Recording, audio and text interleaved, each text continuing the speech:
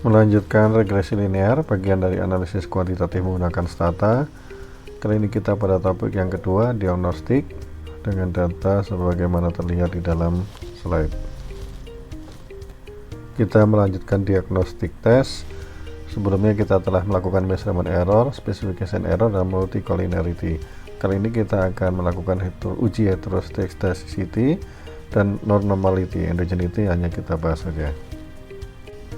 Pada bagian sebelumnya kita telah melakukan regresi, kemudian beberapa diagnostik tes, yaitu uji terhadap measurement error, uji terhadap specification error, dan uji terhadap multicollinearity. Kita akan melakukan lanjutan dari beberapa diagnostik. Uji yang berikutnya adalah uji heteroscedasticity. Heteroscedasticity ini artinya variansnya tetap atau tidak, ya kan ya. Kalau variansnya tidak tetap, maka yang terjadi standar errornya akan menjadi terlalu kecil, ya kan ya. Akan ada koreksi. Kita lihat di sini ujinya dengan menggunakan, pertama kita lihat gambarnya dulu, residual dan fit ya, plot ini kita bandingkan dengan y line 0.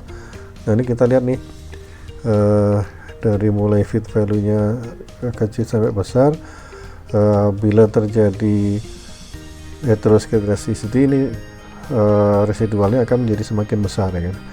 Kalau residual semakin besar, maka ketika fit value-nya semakin besar, maka kita tidak bisa menentukan lagi standar errornya apakah itu masih sebesar itu atau harus lebih besar lagi. Kalau di sini terlihat ini masih tetap sama ya, secara sekilas ya, dari mulai awal sampai akhir ternyata residualnya masih berada di sekitar garis nolnya ini. Untuk uji formalnya kita gunakan head test ya,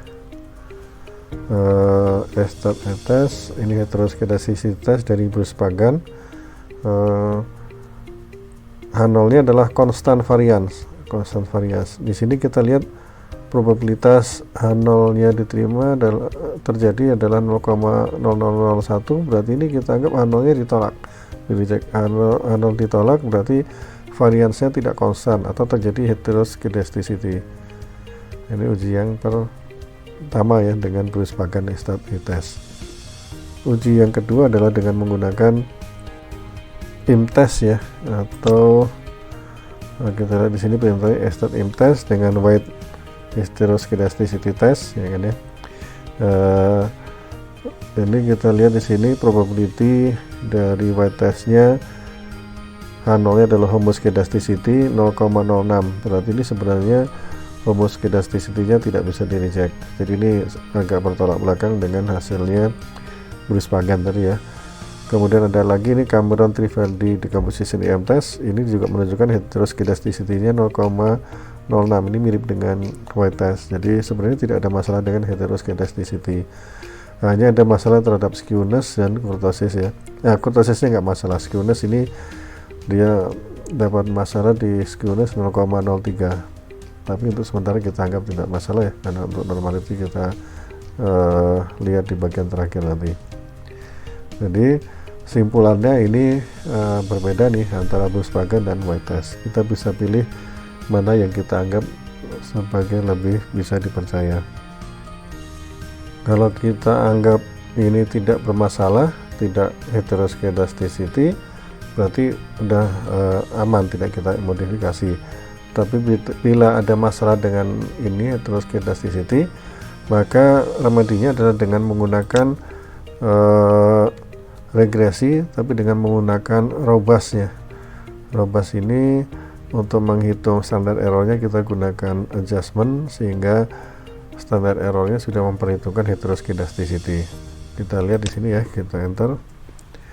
Apabila kita lakukan ini, maka berubah nih ternyata, dan hasilnya memang agak ini ya, ternyata weight-nya yang tadinya signifikan dalam 5%, ini ternyata hasilnya sekarang berubah nih, ternyata menjadi probabilitasnya 0,057.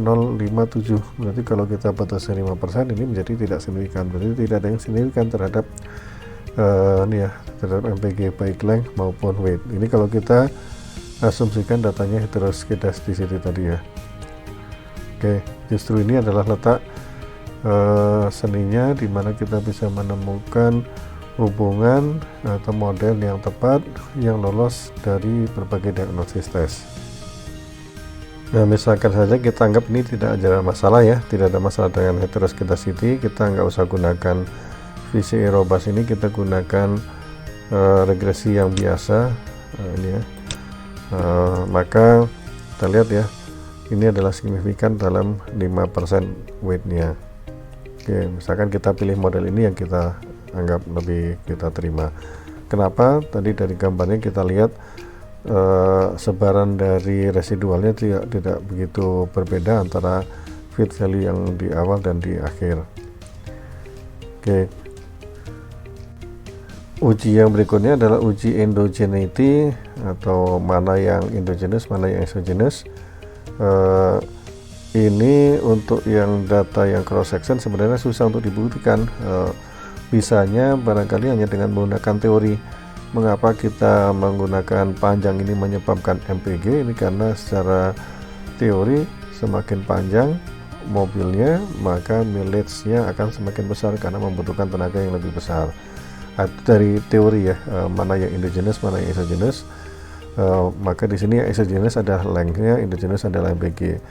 Jangan-jangan yang terjadi sebaliknya, karena MPG-nya gede maka length-nya gede. Nah, kalau ini secara teori kita sudah langsung menganggap pasti yang menjadi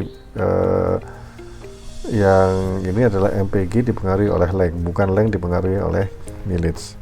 Nah, itu secara teori. Atau kita jadikan panel data, itu bisa di ini ya, time series atau panel data bisa diuji nih dengan cara menggunakan Granger, atau mana yang lebih duluan, mana sebab mana akibat, harusnya sebab mendahului akibat. Nah, itu untuk endogeneity, jadi tidak kita praktekkan di sini. Nah, yang berikutnya adalah normality, uji atas normality. Normality di sini yang dimaksud adalah residualnya apakah normal atau tidak. Nah, kita mengujinya dengan cara pertama kita harus dapatkan dulu residualnya seperti apa. Kita simpan residualnya ke dalam variabel baru yang namanya res. Nah, kemudian kita uji normalitasnya. Jika residualnya normal, maka distribusi dari koefisiennya itu adalah normal. Tapi pada masa sekarang ini, para ahli berpendapat bahwa bila residualnya tidak normal, maka koefisien juga bisa normal asalkan jumlah datanya cukup besar. Nah, sekarang tinggal berapa jumlah data yang besar itu ya kan. Jadi normal ini penting, tapi tidak wajib ya kalau bagi beberapa ahli. Kalau beberapa ahli bilang wajib, tapi ada yang berpendapat tidak wajib. Nah, kita uji dengan cara kita bisa lihat gambarnya apakah terdistribusi normal atau enggak. Karena kita sudah dapat variabel baru ya, kita lihat di sini tadi ada cook tadi, ini sekarang ada variabel res residunya, maka kita bisa membuat plot dari kernel density-nya dari residual ini, kita bandingkan dengan kernel dengan normalnya, normal plot. Maka kita lihat di sini residualnya adalah yang biru ini, sedangkan normal adalah yang merah ini ya. Kira-kira mendekati walaupun tidak, atau ini berbeda ya secara gambar. Ada juga plot yang lain, yaitu standardized normal probability plot, atau di sini kita sebut dengan ini yang tadi ya, Phenom res ya kan. Ini kita lihat, ini adalah distribusi normal adalah di garis ini adalah berada di sekitar garis, tidak terlalu jauh dari garis, tapi berbeda juga ya ini kelihatannya. Bisa kita lihat juga kuantil plotnya Kinom ya, sama dengan tadi Phenom. Ini kita lihat berada di sekitar garis walaupun ada agak jauh juga ya. Atau kita bisa gunakan uji yang secara formalnya, yaitu Shapiro Wilkinson ya, S-Wilk ini, S-Wilk, kemudian apa yang dicek normalitasnya, residunya. Di sini terlihat probabilitas normalnya 0,0025, berarti di sini normalitas datanya atau normalitas dari residualnya kita reject. Ada juga uji yang lain, yaitu uji Shapiro Francia, mirip juga, hasilnya juga mirip, ternyata tetap ya, walaupun kita pakai Shapiro Wilkinson, Shapiro Francia, hasilnya tetap menunjukkan datanya tidak normal. Nah, apa remedinya kalau data tidak normal? Yang jelas kita bisa menambah jumlah datanya, jumlah sampelnya, sehingga semakin besar jumlah sampelnya, harapannya akan menjadi normal. Tapi bisa juga dengan teori tadi ya, bahwa normality dari residual itu penting, tapi kalaupun data residualnya tidak normal, kita bisa yakin bahwa koefisiennya terdistribusi normal bila datanya cukup banyak atau observasinya cukup banyak, jadi tidak perlu diremedi. Kalau bisa tambah data boleh lebih bagus, tapi kalau tidak ya cukup gitu, gunakan seperti ini. Demikian diagnostik tes, semoga bermanfaat dan barokah buat kita semua.